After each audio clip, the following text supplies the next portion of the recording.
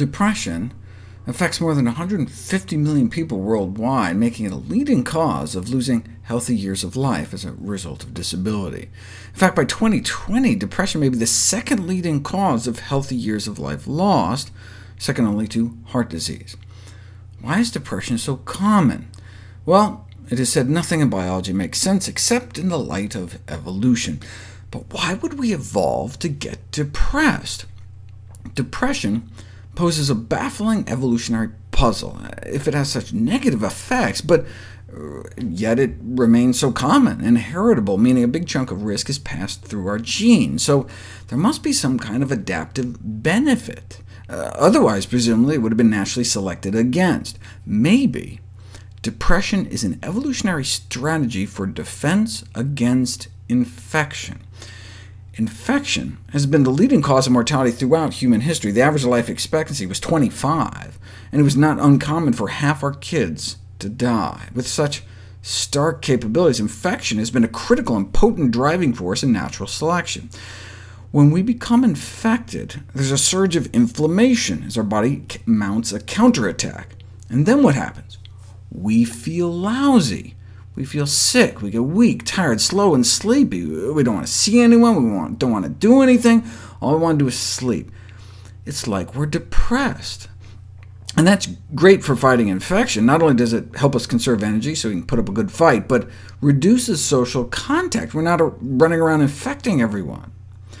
It's the same reason we evolved to think poop doesn't smell good, or decaying flesh. That keeps us safe from infection.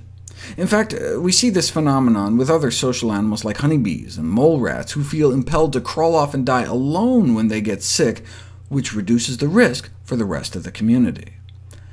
The relationship between mental health and inflammation was first noted in 1887, for which the only psychiatrist ever win the award got a Nobel Prize. But what evidence have we accumulated in the centuries since that inflammation causes depression? Well, people who are depressed have raised inflammatory markers such as C-reactive protein. Inflammatory illnesses are associated with greater rates of major depression. Indeed, that's what's found in a variety of inflammatory conditions, including more kind of benign inflammatory conditions like asthma and allergies. And that's important, suggesting the mood symptoms are not simply feeling bad about having a terrible disease, but maybe directly tied to the inflammation. And most powerfully, you can actually induce depression by inducing inflammation. Like when we give interferon for certain cancers or chronic infections, up to 50% go on to suffer major depression.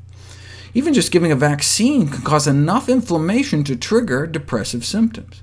Taken together, these studies are strongly suggestive of inflammation being a causative factor of mood symptoms. So, can an anti-inflammatory diet help prevent depression? We didn't know until about 43,000 women without depression were followed, along with their diets, for about a dozen years to see who became depressed. And it was those who ate a more inflammatory diet pattern, characterized by more soda, refined grains, and meat, suggesting that chronic inflammation may underlie the association between diet and depression.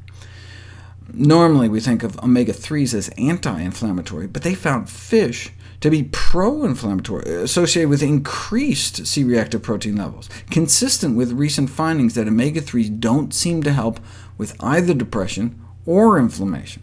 The most anti-inflammatory diet is plant-based, which can cut C-reactive protein levels by 30% within 2 weeks, perhaps because of the anti-inflammatory properties of antioxidants. I've talked about this before, but never really explained why antioxidants are anti-inflammatory.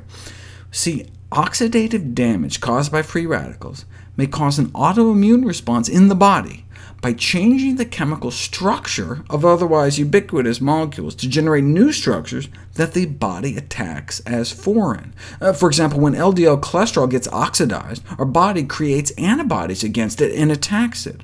And so clinical depression can be accompanied by increased oxidative stress and the autoimmune inflammatory response it creates. Free radicals lead to autoimmune inflammation. Where else does inflammation come from in our diet? Endotoxins. Right? It's worth reviewing how the endotoxins in animal products can cause a burst of inflammation within hours of consumption. What does it do to our mood? If you inject endotoxin into people, within a few hours, inflammation shoots up, and so does feelings of depression, as well as feelings of social disconnection between people. Although previous research has demonstrated that inflammatory activity contributes to depressive symptoms, no work in humans has examined the effect of experimentally induced inflammation on anhedonia, the lack of reaction to pleasurable stimuli. This is an important symptom of depression. No work has been done, that is, until now. Within hours of endotoxin hitting their bloodstream, these experimental subjects not only started to feel depressed, but they had significant reductions in activity in the reward center of their brain. They were less excited about winning money playing video games, for example, in this study. But by eliminating animal products and eating antioxidant-rich diets, we may be able to prevent or treat depression.